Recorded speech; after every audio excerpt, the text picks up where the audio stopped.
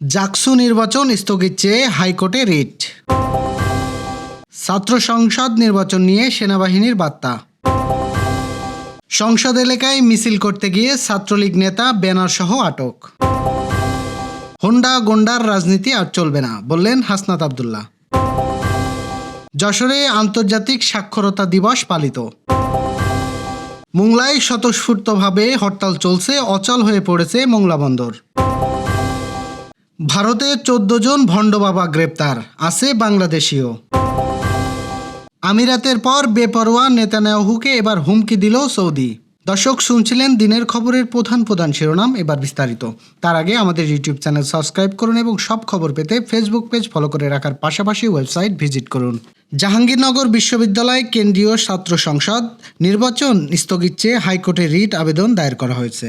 সোমবার হাইকোর্টের সংশ্লিষ্ট শাখার অমর্ত্য রায় নামে এক বিশ্ববিদ্যালয়ের এক শিক্ষার্থী এই রায়টি আবেদন করেন। বিশ্ববিদ্যালয়ের 2017-18 শিক্ষাবর্ষের প্রত্নতত্ত্ব বিভাগের শিক্ষার্থী।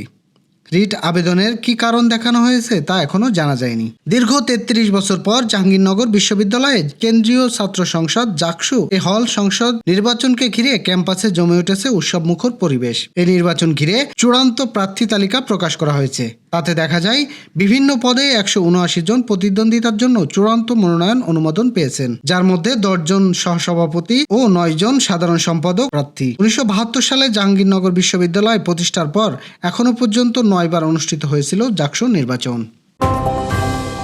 বিশ্ববিদ্যালয়গুলো আসন্ন কেন্দ্রীয় ছাত্র সংসদ নির্বাচন নিয়ে সেনাবাহিনীর কোনো সংশ্লিষ্টতা নেই বলে জানিয়েছেন সেনাবাহিনী। সোমবার সকালে সেনাবাহিনীর সরকারি ফেসবুক পেজে প্রকাশিত এক বিজ্ঞপ্তিতে তথ্য জানানো হয়। বিজ্ঞপ্তিতে বলা হয়, বিশ্ববিদ্যালয়সমূহ কেন্দ্রীয় ছাত্র সংসদ নির্বাচনে বাংলাদেশ সেনাবাহিনীর কোনো ভূমিকা নেই। বিশেষ করে ঢাকা বিশ্ববিদ্যালয় কেন্দ্রীয় সংসদ ডাকসু নির্বাচনে সেনাবাহিনীর হস্তক্ষেপের প্রশ্নই আসে না। এর আগে সেনাবাহিনী কর্তৃক আনুষ্ঠানিক বিজ্ঞপ্তির মাধ্যমে বিষয়টি স্পষ্ট করা হয়েছিল। তবে এরপরেও একটি স্বার্থন্বেষী মহল উদ্দেশ্যপ্রণোদিতভাবে মিথ্যা ও ভিত্তিহীন গুজব ছড়িয়ে যাচ্ছে বলে অভিযোগ করে সেনাবাহিনী। বিজ্ঞপ্তিতে উল্লেখ করা হয়, এ ধরনের বিভ্রান্তিকর অপপ্রচার কেবল স্বাভাবিক স্থিতিশীলতা নষ্টের চেষ্টা এবং নির্বাচন পরিবেশকে ব্যাহত করতে পারে।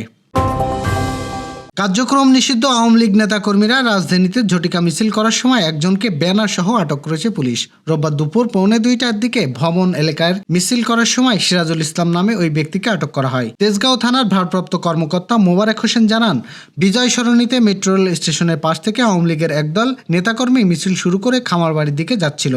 খবর পেয়ে পুলিশ মাদারীপুরের শিবচর বাসিন্দা ছাত্রলীগ নেতা সিরাজুল ইসলামকে ব্যানার সহ আটক করে। সম্প্রতি ঢাকা সহ দেশের বিভিন্ন স্থানে কার্যক্রম নিষিদ্ধ আওয়ামী লীগের নেতাকর্মীদের ঝটিকা মিছিল করতে দেখা গেছে। যদিও পুলিশ ডিবি সহ বিভিন্ন বাহিনী দলটির কিছু নেতাকর্মীকে গ্রেপ্তার করেছে। গ্রেপ্তার অভিযান অব্যাহত আছে। জাতীয় নাগরিক পার্টির দক্ষিণ অঞ্চলের মুখ্য সংগঠক হাসনাত আব্দুল্লাহ বলেছেন, 10টা হোন্ডা 20টা গুন্ডা, নির্বাচন ঠান্ডা। এই দিন আমরা 5 আগস্টে শেষ করেছি। এখন আর হোন্ডা গুন্ডার রাজনীতি চলবে না। নেতৃত্বে তৈরি হবে নেতা হওয়ার গুণাবলী থেকে। রোববার রাতে কুমিল্লার দেবিদার 2টি ইউনিয়নের 2 গ্রামের উঠানে রাজনৈতিক বৈঠকে অংশ নিয়ে তিনি এসব কথা বলেন। হাসনাত আব্দুল্লাহ বলেন, এনসিপি হলো ইনসাফের পক্ষে একটি দল। ইনসাফের বিপরীতে থেকে কেউ এই রাজনীতি করতে পারবে না। হাজার হাজার লোক এনে প্রোগ্রাম সফল করেও যদি বেইনসাফি করা হয়, সেই নেতৃত্বে আমাদের দরকার নেই। সত্য ও ন্যায়ের পক্ষে সবাইকে ঐক্যবদ্ধ থাকতে হবে বলে জানিয়ে তিনি আরও বলেন, প্রতিটি গ্রাম মহল্লা যদি মানুষ সংঘবদ্ধ হয় তাহলে অপরাধীরা সাহস পাবে না। অপরাধ করতে শক্তির প্রয়োজন হয়, আর সেই শক্তি আসে রাজনৈতিক ব্যাকআপ থেকে। জাতীয় নাগরিক পার্টির দক্ষিণ অঞ্চলের মুখ্য সংগঠক বলেন, জনগণের পাশে দাঁড়াতে জনপ্রতিনিধি হওয়ার দরকার নেই। জনগণের পাশে থাকতে এমপি, চেয়ারম্যান, মেম্বার হওয়ার প্রয়োজন নেই। ভালো মানুষ হলেই যথেষ্ট। যশোরে যথাযোগ্য মর্যাদায় পালিত হচ্ছে আন্তর্জাতিক সাক্ষরতা দিবস। জেলা প্রশাসনের আয়োজনে আজ সকাল 10টায় কালেক্টর চত্বরে একটি র্যালির উদ্বোধন করেন স্থানীয় সরকার বিভাগের উপপরিচালক রফিকুল হাসান। র্যালি শেষে কালেক্টরেট সম্মেলন কক্ষে আলোচনা সভা অনুষ্ঠিত হয়। এতে সভাপতিত্ব করেন অতিরিক্ত জেলা প্রশাসক খান মাসুম বিল্লাহ। অনুষ্ঠানে প্রধান অতিথি ছিলেন পৌর প্রশাসক রফিকুল হাসান। বিশেষ অতিথি হিসেবে উপস্থিত ছিলেন শিক্ষাবিদ doctor Mustafizur Rahman, press club যশোরের সভাপতি জাহিদ হাসান টোকন সহ অন্যরা। সকাল থেকে শুরু হওয়া সর্বদলীয় হরতাল অচল হয়ে পড়েছে মোংলা শহর ও বন্দর এলাকা।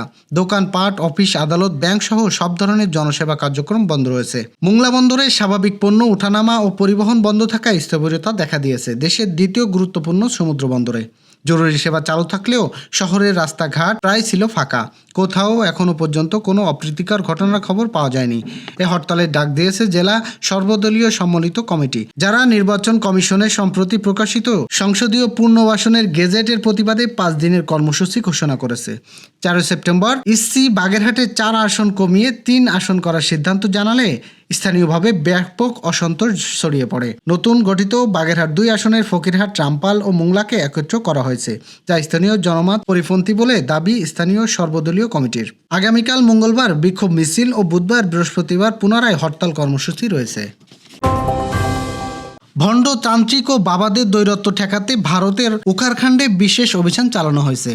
অপারেশন কালমেনি নামে অভিযানে 14 জনকে গ্রেপ্তার করা হয়েছে। তাদের মধ্যে বেশ কয়েকজন বাংলাদেশি নাগরিক আছে বলে জানিয়েছে পুলিশ।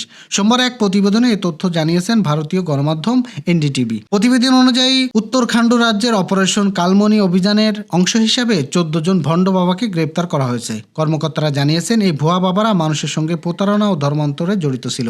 রোববার এক সংবাদ সম্মেলনে উত্তরাখণ্ড পুলিশের অপরাধ আইন শৃঙ্খলা শাখার আইজি নীলেশ আনন্দ ভরেন জানান, এই অভিযানের আওতায় এখনো পর্যন্ত 5,500 মানুষকে জিজ্ঞাসাবাদ করা হয়েছে।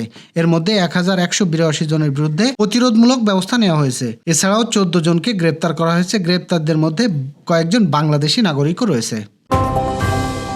অধিকৃত পশ্চিম তীরকে পুরোপুরিভাবে ইসরায়েলের মানচিত্রে যুক্ত করার পরিকল্পনাকে সামনে এনে লক্ষ্য তৎপরতা চালিয়ে যাচ্ছে দেশটির প্রধানমন্ত্রী বেনিয়ামিন নেতানিয়াহু।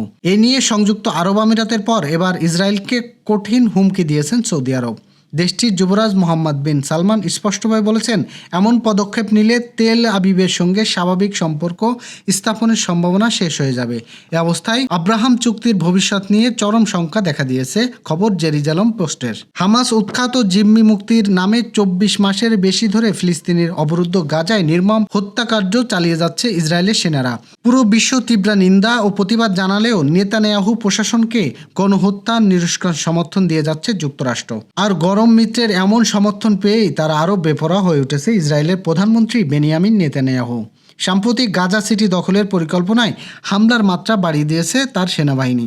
এমনকি অধিকৃত পশ্চিম তীর ইসরায়েলের মানচিত্রে মিশিয়ে ফেলার পরিকল্পনাও এখন প্রকাশ্যে। এই ছিল দুপুরের আয়োজন। রাতের খবর দেখার আমন্ত্রণ রইল। এই সঙ্গে এতক্ষণ সাথে থাকার জন্য ধন্যবাদ।